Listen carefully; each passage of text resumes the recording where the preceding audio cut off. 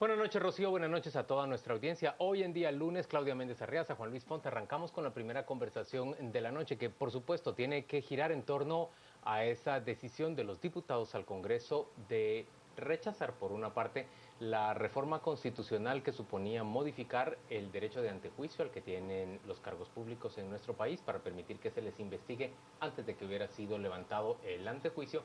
Y por el otro lado, pues dejaron a la mitad el rechazo, que se nota ahora ya mayoritario, hacia las enmiendas, las modificaciones al artículo 203 de la Constitución, que reconocería de manera expresa la jurisdicción indígena, el pluralismo jurídico en Guatemala. Le damos la bienvenida a Juan Alberto Fuentes Knight, exministro de Finanzas Públicas, a la juez Patricia Gámez, para que nos acompañen a discutir sobre este tema. Gracias a los dos por estar hoy a las 8:45. A ustedes por la invitación. Pues gracias. la primera pregunta que yo quiero plantear es a manera de predicción. ¿Suponen ustedes o prevén, tal como se ha comportado el Congreso de la República este día, que mañana será diferente, sobre todo para ese artículo que contempla incluir la jurisdicción indígena en la Constitución de la República? Pati. Bueno, yo de fuerzas políticas pues no entiendo nada, soy juzgadora, pero la esperanza es que lo hagan por una responsabilidad que tenemos todos con los ciudadanos, especialmente los legisladores. Pero ¿por qué una juez del sistema convencional está de acuerdo con que se reconozca la jurisdicción indígena? Porque es un compromiso del Estado. La jurisdicción indígena existe, la forma en que ellos resuelven sus conflictos existe, lo han hecho, de manera que el reconocerlo es un acto meramente formal a una situación que existe en la realidad. Patricia, y si es meramente una formalidad y no altera la realidad del país, ¿por qué debe desarrollarse? Porque el hecho de someterlo a un control de constitucionalidad genera reglas, y yo creo que los hechos sociales, o sea, los eventos sociales necesitan regularse precisamente para generar un Estado de Derecho, ¿no? Entonces también hace falta interpretar que el solo hecho de incluirlo en una reforma constitucional es colocarlo bajo un control también. Es correcto, así es. A mi criterio es el reconocimiento de la ley a una situación que existe en la realidad, es decir, los conflictos se están resolviendo por las mismas comunidades ante la inexistencia de un Estado que no tiene alcance para llegar a esas comunidades y encargarse de la solución de esos conflictos, de manera que regularlo es la forma de someterlo a un control constitucional. Juan Alberto, le quiero plantear la misma primera pregunta, y usted sí tiene control y experiencia en el manejo de esas fuerzas políticas. ¿Qué prevé para mañana en la sesión que ha convocado el Congreso? Lo veo difícil, pero creo que es una batalla que no hay que dar por perdida. Depende en parte de las condiciones de los cambios que se hagan a la propuesta. Creo que, como hablábamos antes, lo que se presentó hoy ya representaba ciertos acuerdos, y en ese sentido es lamentable que no haya sido aprobado, porque era más probable que esta versión que se presentó hoy pudiera ser aprobada. Pero no sabemos qué otras negociaciones puede haber. Por ejemplo, yo especulo si esto se vincula con el tema del presupuesto. En donde FCN Nación necesita, sí, por ejemplo, esa es una posibilidad. Aplicar su fuerza. Y otra posibilidad es que esto se pase hasta el año entrante, ¿verdad? Con la nueva directiva. Entonces, yo diría que todavía hay mucha incertidumbre. Uno no puede afirmar de manera categórica que esto no camina. Decía usted, no hay que declararlo una batalla perdida. ¿Qué perdemos si no se aprueba? Bueno, yo diría que esto es un insulto a los pueblos indígenas. Yo creo que estamos viendo aquí cómo la desigualdad refleja un rostro indígena. No estamos reconociendo prácticas milenarias de pueblos que ahora son la mitad del pueblo de Guatemala. Yo lo veo desde una perspectiva más política, ¿verdad? Esto casi que es no reconocer la ciudadanía de los pueblos indígenas. Entonces, por eso me parece realmente fundamental pelear por esto. Creo que no es solo un tema legal, insisto. Creo que hay posiciones ahí en contra que reflejan un racismo de cierta parte de la población, y por eso lo considero fundamental. Juan Alberto, pero hablamos de los pueblos indígenas. ¿Realmente es este un valor perseguido o una lucha perseguida por los pueblos indígenas? ¿O estamos hablando de unas pequeñas élites intelectuales indígenas? Bueno, yo creo que no soy la persona como para responder a esa pregunta. Yo creo que sí, algunas representantes de élites indígenas han expresado muy bien esa posición, como también algunos miembros de élites, llamémosle ladinas, han expresado otras posiciones. Pero aquí al final de cuentas lo que estamos viendo es que tenemos un Congreso que no tiene la capacidad de reflejar lo que son los deseos de los pueblos indígenas. Es un Congreso realmente en el que estamos viendo que es un resabio de lo que teníamos antes, con resabios de partidos que desaparecieron, como son el PP y el LÍDER, y que ahora están teniendo mucho peso. Y creo que en ese sentido la elección de la última directiva, de la nueva directiva del Congreso, refleja un cambio en la correlación de fuerzas, que es menos favorable que hace algunos meses a favor de unas reformas como las que se están planteando. En ese supuesto, el escenario de que se traslade hacia el año entrante prácticamente es más pesimista que optimista. Sí, pero también ahí tomemos en cuenta que las reformas constitucionales del sector justicia no solo se refieren al tema A la jurisdicción indígena. del pluralismo, sí, sino que hay otros temas ahí también que son importantes. ¿A algunos de ustedes les sorprendió el día de hoy, Patricia, por ejemplo, que los diputados votaran en contra de modificar el antejuicio? La modificación fundamental era que se le permitía al MP avanzar una investigación penal respecto a un diputado o un alcalde antes de que se llegara a solicitar el levantamiento del antejuicio. Bueno, el antejuicio como tal es un obstáculo a la persecución penal. Haciendo una interpretación real sin ir a la letra muerta de la norma, podríamos decir que esta persecución se obstaculiza hasta que se inicie. Es decir, para que se inicie una persecución penal tiene que haber una investigación. O sea, el hecho de perseguir penalmente a alguien ya es hacer una sindicación directa y formal en contra de una persona. En base a una investigación previa. Claro, entonces en realidad es una cuestión de forma, lo que significa en este caso el decir no me pueden investigar porque tengo derecho a antejuicio. Yo creo que es una interpretación muy textual de la norma y que debería de hacerse una adecuada interpretación de esa normativa. No impediría realmente una investigación previa, porque la investigación lo que hace es permitir la individualización de las personas que podrían resultar en un momento dado sospechosas o responsables de un hecho punible. De manera que la modificación lo que daba era una contextualización adecuada a lo que la figura del antejuicio debería significar, un obstáculo real a la persecución penal, es decir, no poder vincular a proceso penal a una persona sin que haya razón para decidir que hay necesidad de formar causa en contra de una persona. Pero también sabemos que ese antejuicio genera un trámite previo. Y toda vez que la jurisdicción hable un trámite, este es susceptible de cualquier tipo de recursos que retarde. Por eso vemos alcaldes o diputados que son acusados de determinados hechos y antes de sentarse ante un juzgado pueden pasar meses e incluso años. Mi pregunta es, ¿puede un juez capacitado e independiente llevar un antejuicio sin tanta traba? ¿O realmente, como está diseñada la legislación hoy, lo impide? Yo creo que el tema de la deslealtad al momento de litigar un caso, es decir, este litigio malicioso que se produce, puede ser evitado con una contundencia judicial.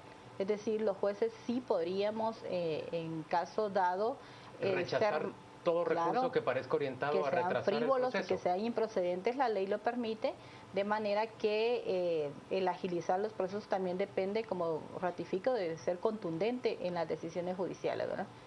Pero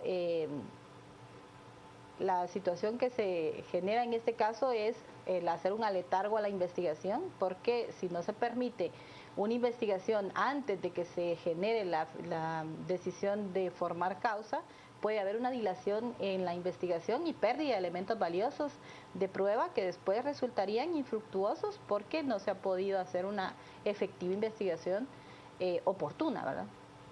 Juan Alberto, ¿qué significa que tanto el comisionado contra la impunidad como la fiscal general hayan estado hoy en el palco diplomático del Congreso de la República y frente a ellos los diputados se hayan resistido a aprobar parte de la reforma que ellos plantearon?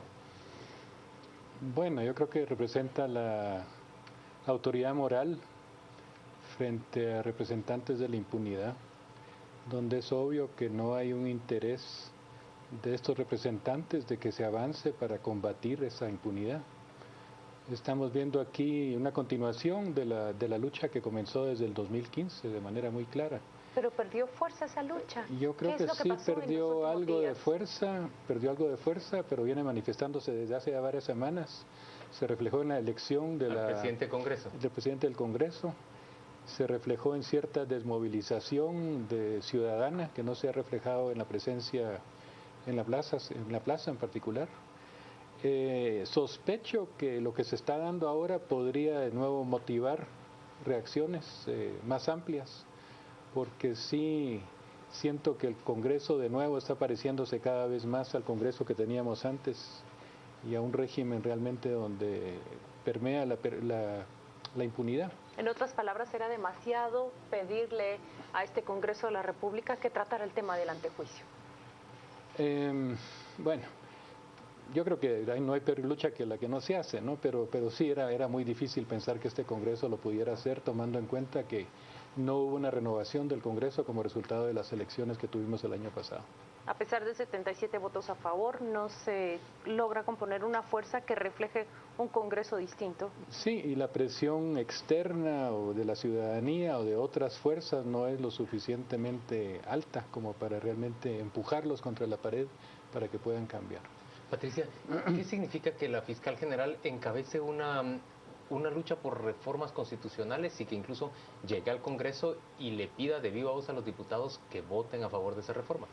Bueno, ella es una importante representante del sistema de justicia encargada de la persecución de los casos. Seguramente los obstáculos en que ha enfrentado en esa lucha contra la impunidad han sido muchos y eso genera un sentido muy serio de la necesidad de las reformas constitucionales, ¿verdad? Porque cuando uno encuentra en el camino muchos valladares, pues lo que quiere es allanar ese camino y la reforma constitucional representa desbloquear esas instituciones que no habían permitido o no han permitido realmente avanzar al sistema de justicia y a democratizarlo y hacerlo más transparente, más responsable, más independiente. ¿Y usted cree que el ciudadano común estaba consciente de que las reformas que hoy se discuten y mañana se retomen en el Congreso significan eso que usted acaba de decir, derrotar todos esos obstáculos que la lucha contra la corrupción que ella encabeza encuentra en su camino? Lo que yo creo, lamentablemente, es que la responsabilidad de ser funcionario público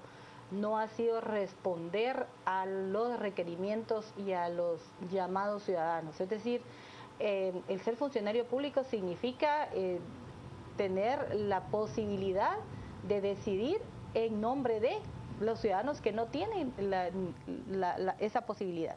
De manera que un funcionario responsable tiene que estar consciente de qué es lo que tiene que... Exactamente, no decidir a título personal como que fueran sus propios intereses, sino que saber que está representando intereses de una gran ciudadanía, ¿no? Vamos a una pausa comercial y volvemos dentro de muy poco. Los diputados están citados mañana al Congreso de la República. El presidente del Congreso, todavía Mario Taracena, ha dicho que deben llegar para conocer ya sea las reformas constitucionales o el presupuesto.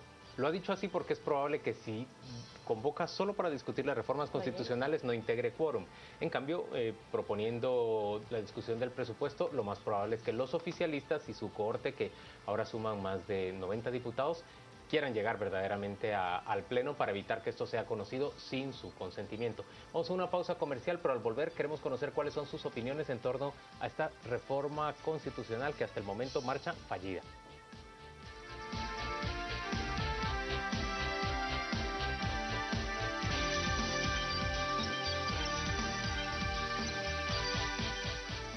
A las 8:45 pasamos revista a lo ocurrido el día de hoy en el Congreso de la República en torno a la reforma constitucional. Rocío Lazo nos cuenta qué se dice por medio de las redes sociales respecto a este tema. Adelante, Rocío. Gracias, Juan Luis. Son varios los comentarios que tenemos ya a través de nuestras redes sociales. Veamos cuáles son las distintas opiniones que plantean nuestros televidentes. Comenzamos con Raúl. La ambigüedad del texto 203 lo condena. Su redacción, ilustración y divulgación han sido deficientes. Susana de Valdés. Urge voto directo, no listados, para saber por quién votamos. Ante juicio debe agilizarse. Sin voto directo no hay cambios en los listados. Los partidos ponen a quienes manejan. Urgen legisladores independientes. También tenemos Gustavo Velázquez. Se dejaron las reformas en pésimas manos. Son estas las opiniones que tenemos ya a través de nuestras redes sociales. Recuerde, como siempre, participar con el hashtag a las 8:45. Regresamos con ustedes. Muchas gracias, Rocío. Y Claudia Méndez tiene la siguiente pregunta. En síntesis, esa idea que plantea que de votar por el nombre de un diputado y no por listados cambiaría esta historia. ¿De verdad así lo ven nuestros entrevistados? No, yo creo que es una condición necesaria, pero no suficiente. Yo le agregaría a eso otro, que es una renovación de los partidos políticos en Guatemala. Yo creo que con la estructura actual que tenemos de partidos políticos no se puede esperar mucho, aun cuando se pudiera elegir directamente a algunos de los diputados. Porque son todavía partidos muy condicionados por los negocios, por el financiamiento, por la defensa de la corrupción, sin lineamientos ideológicos claros, sin programas. Entonces aquí realmente no sabíamos exactamente por dónde esperar que podían votar, era una gran incertidumbre porque no estaban bien definidas las posiciones y yo creo que eso tiene que ver con una institucionalidad política muy débil. Y esto lo que nos debe conducir es a realmente pensar cómo se cambia esa ley electoral y de partidos políticos para facilitar la participación de nuevos partidos en el país. Pero Juan Alberto, vayamos más allá de los políticos. Esta es una sociedad profundamente conservadora. Conversando con Patricia hablábamos que el rasgo quizás sea más excluyente que conservador de cara a las poblaciones indígenas. ¿Realmente el problema son solo los partidos políticos o este es un trabajo de evangelización que es necesario hacer en la sociedad completa que en 1999 votó 70% por el no, puesto que la reforma constitucional incluía también el reconocimiento expreso de idiomas y jurisdicción indígena? Y prefirieron simplemente rechazarla ante la posibilidad, decían, de darle derechos especiales a los indígenas, que es el tema que se discute el día de hoy. Bueno, esa consulta tuvo una votación bajísima. 19%. Bajísima, entonces no era representativa realmente, ¿no? Y creo que ahí de nuevo refleja la debilidad de los partidos políticos como movilizadores de la opinión pública. Un partido político no se presenta simplemente con lo que tiene que convencer, tiene que tener líderes. Claro. Eso no lo estamos viendo aquí un congreso donde casi no hay debate. Los debates que vimos hoy era que había que discutir esto más, que había gente externa interviniendo, que, en fin, no vimos aquí discusiones de fondo como los que planteaba la jueza anteriormente sobre el tema ya realmente jurídico, las implicaciones que esto tenía. No tenemos realmente líderes que tengan esa capacidad de convencer a la población y explicarle a la población de qué se trata esto. Y lo estamos viendo en algunos de los mensajes ahí, que donde se decía que eran un poco ambiguos los textos, a pesar de que tuvimos un proceso bastante largo de discusiones, de socialización, pero donde los partidos políticos no participaron en ese debate previo, aunque tenían la oportunidad de hacerlo, ¿no? Entonces yo sí creo que es absolutamente fundamental esa renovación. Es de la clase política, no es solo de los partidos políticos. Y ahí creo que está estancada Guatemala en este momento y sí necesita una renovación total. Debemos esperar a que mañana retomen esa discusión, pero toca otro tema que también ha generado mucha oposición y es el Consejo Nacional de la Justicia. Usted como jueza que se forma, trabaja y vive en ese sistema judicial, ¿cómo interpreta la creación de este ente que regularía pues la carrera judicial, pero al mismo tiempo todas las cuestiones administrativas del organismo judicial?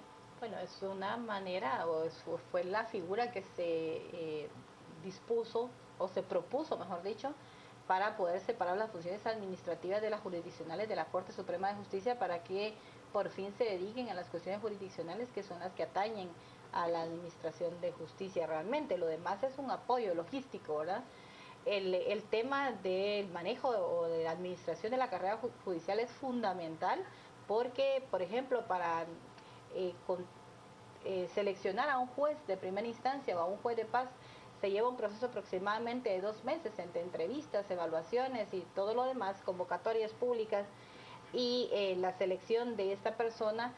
Sin embargo, las comisiones de postulación en 2 meses pues escogían o proponían a 180 candidatos que iban a ser los futuros magistrados de sala, es decir, en realidad el tema de quitar las comisiones de postulación de la Constitución es una necesidad. ¿Usted encuentra que esa es la solución?